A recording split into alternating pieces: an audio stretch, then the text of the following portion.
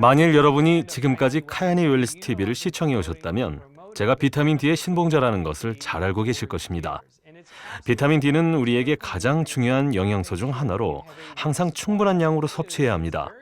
한 가지 다행스러운 소식은 비타민 D는 손쉽게 얻을 수 있으며 자신이 어느 정도의 비타민 D를 섭취하고 있는지를 파악하기 쉽습니다.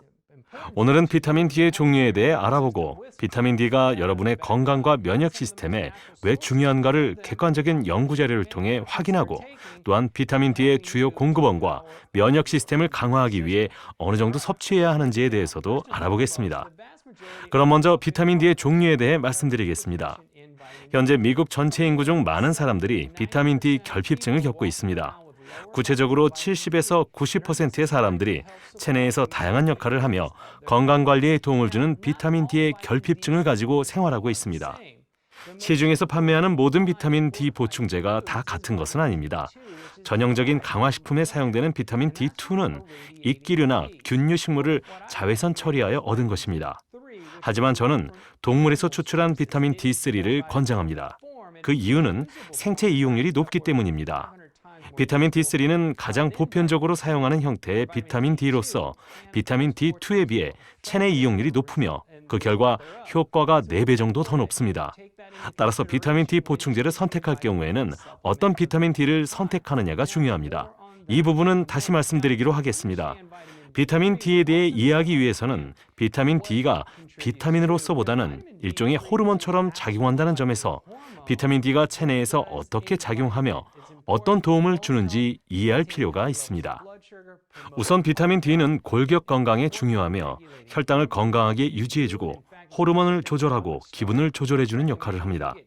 만약 여러분들 중 남성 호르몬이 됐든 여성 호르몬이 됐든 호르몬 수준이 낮다고 생각되신다면 신속하게 검사를 받아보실 것을 권합니다. 저는 건강을 관리하기 위해 다양한 검사를 받는다면 무엇보다 먼저 해야 할 검사가 비타민 D 검사라고 생각합니다. 비타민 D는 인지 기능에 도움을 줍니다. 다양한 연구조사에 따르면 비타민 D 농도를 60에서 70ml당 나노그램 수치로 유지하는 경우 다양한 암의 발병 위험을 줄여준다고 합니다. 특히 전립선 암과 대장암의 발병 위험을 무려 40%까지 감소시켜줄 수 있다고 합니다. 하지만 대부분의 사람들의 경우 비타민 D 농도가 30ml당 나노그램 미만에 그치는 것이 현실입니다. 물론 여기에서 제가 비타민 D가 질병을 치료, 예방 또는 치유할 수 있다고 주장하는 것은 아닙니다. 제가 말씀드리고 싶은 것은 비타민 D를 건강한 수치로 유지하는 것이 중요하다는 점입니다. 또한 오늘 강의 주제인 비타민 D는 면역 시스템의 유지에도 중요합니다. 비타민 D의 혜택을 이해하기 위해 비타민 D 결핍 증상에 대해 알아보겠습니다. 비타민 D 결핍증은 빈번한 질병이나 감염, 피로, 뼈의 통증, 우울감, 더딘 상처 회복, 골소실, 근육통 등이 포함됩니다. 이러한 증상들을 고려할 때 비타민 D가 단순한 비타민이 아니라 다양한 인체 기능에 작용하며 특히 면역 기능과 깊은 관계를 가지고 있음을 알 수 있습니다. 2007년도 미국 임상 뉴트리션 저널에 게재된 논문에 따르면 비타민 D 수치가 높으면 세균 감염에 대한 면역력이 증가된다고 합니다. 이 논문은 비타민 D 결핍증을 앓고 있는 임상실험 참가자의 경우 그렇지 않은 사람들에 비해 호흡기 감염으로 인한 직장 결근율이 현저하게 높다는 사실을 확인하였습니다. 또한 비타민 D는 감기를 포함한 상부 호흡기 감염증의 발병 위험을 40에서 50% 감소시켜줍니다. 중요한 것은 비타민 D는 영양소이기 때문에 안전하다는 점입니다. 반면에 비타민 D를 건강한 수준으로 유지하지 못하는 경우 엄청난 부작용이 뒤따를 수 있습니다. 실제로 2009년도에 간행된 유럽 임상 뉴트리션 저널에는 아동들을 대상으로 모친의 비타민 D 농도와 자녀의 비타민 D 농도에 대한 연구 결과가 발표되었습니다. 이 논문은 87% 이상의 신생아와 67% 이상의 산모가 불과 20ml당 나노그램의 비타민 D 농도를 유지하는 것으로 확인했습니다. 이러한 수치는 심각한 비타민 D 결핍증을 뜻합니다. 기본적으로 아동들의 비타민 D 수준은 모친의 비타민 D 수준과 비례합니다. 이 점에 대해서는 잠시 후에 다시 말씀드리겠습니다.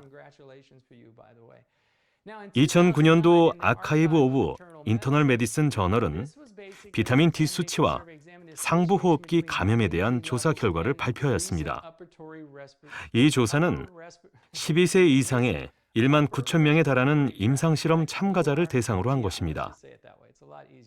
연구 결과 비타민 D 수치가 30ml당 나노그램 이상인 참가자는 17%, 10에서 13ml당 나노그램인 경우에는 20%, 10ml당 나노그램인 경우에는 24%가 상부호흡기 감염증을 경험하는 것으로 나타났습니다. 즉, 비타민 D 수치가 낮을수록 상부호흡기 감염증이 높게 나타나는 것입니다. 이것이 비타민 D 수치를 건강하게 유지해야 하는 또 다른 이유 중에 하나입니다. 이 논문은 낮은 비타민 D 수치와 상부호흡기 감염 사이에는 반비례 관계가 있으며 천식이나 만성 폐쇄성 폐질환과 같은 동반 질환이 있는 사람의 경우 감염 위험이 더 크다고 결론지었습니다. 2009년 소아과 연구 저널에는 비타민 D 결핍증이 있는 유아와 아동이 박테리아 감염보다 바이러스 감염에 더 걸리기 쉽다는 연구 결과가 보고되었습니다. 이 연구는 아동들의 경우 비타민 D로 인한 감염과 면역 기능 사이에 강한 상관관계가 있으며 비타민 D 보충제가 효과적으로 사용될 수 있다고 결론지었습니다. 물론 성인의 경우도 마찬가지이며 지역과 관계없이 적용됩니다. 2020년 브리티시 메디컬 저널은 2017년에 간행된 다양한 연구에 대한 메타 분석을 실시하여 비타민 D를 면역 기능을 조절하는 열쇠라고까지 하였습니다. 아직도 여러분께 소개할 수 있는 정보와 데이터가 매우 많습니다. 하지만 제가 말씀드리고 싶은 것은 건강한 비타민 D 농도를 유지하는 일에는 부작용이 따르지 않는다는 점입니다.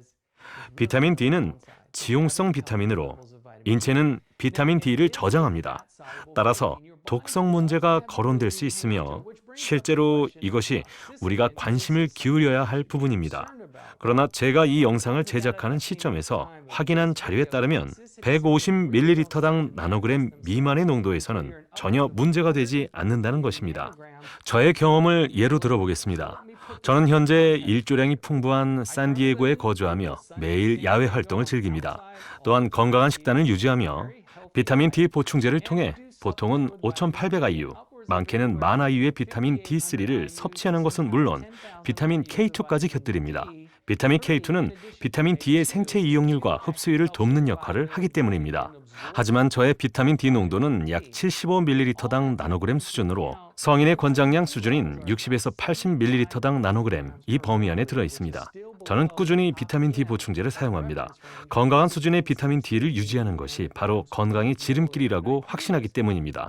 저는 최근 들어 바이러스 감염에 노출된 적이 없습니다. 따라서 여러분도 건강을 위해 이러한 연구 결과를 관심 있게 바라볼 필요가 있습니다. 물론 건강한 라이프 스타일, 건강한 뉴트리션, 건강한 마음과 건강한 피트니스가 함께 결합되면 면역력을 한층 더 강화시킬 수 있습니다.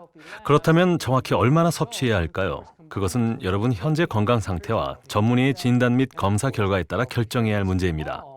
여러분은 저보다 비타민 D3 전환율이나 이용률이 나을 수 있습니다. 비타민 D3 전환율은 개인마다 다르기 때문입니다. 예를 들어 햇볕에 동일하게 노출된다 하여도 어떤 사람은 햇볕을 비타민 D3로 전환하는 주요 효소를 가지고 있지 않을 수도 있습니다. 다시 말씀드리면 개인차가 있다는 것입니다. 저는 개인적으로 60에서 80ml당 나노그램을 추천합니다. 5세 미만의 아동들의 경우 35IU, 5세에서 10세의 아동들은 2500IU, 성인들은 5000IU를 섭취하는 것이 바람직합니다.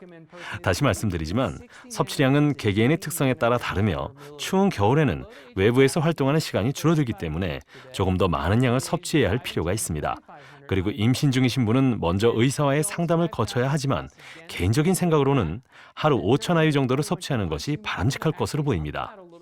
물론 검사를 받고 건강 전문가나 담당 의사와의 상담이 선행되어야 하는 것은 당연한 일입니다. 그렇다면 천연 비타민 D 공급원에는 무엇이 있을까요? 먼저 15에서 20분 정도의 일광욕을 통해서도 비타민 D를 생성할 수 있습니다. 물론 음식을 통해서도 섭취가 가능합니다. 여기에는 넙치, 고등어, 장어, 자외선 처리한 버섯, 연어, 흰살 생선, 갈치, 무지개 송어, 대구 간유, 정어리, 참치와 계란에 비타민 D가 풍부하게 함유되어 있습니다. 또한 비살균 처리된 우유도 훌륭한 비타민 D3의 공급원입니다. 이러한 비타민 D3 공급원을 식단에 추가하여 건강한 삶을 위한 모든 요소를 결합시키는 것이 중요합니다. 지금까지 동영상을 잘 감상하셨기를 바랍니다. 이제 밖으로 나가 햇볕을 받으며 비타민 D를 섭취하십시오. 그리고 비타민 D 검사를 통해 부족한 부분이 있다면 보충하여 여러분의 면역 시스템이 성공적으로 기능할 수 있도록 하십시오. 다시 한번 동영상을 시청해 주신 점에 대해 감사드리며 도움이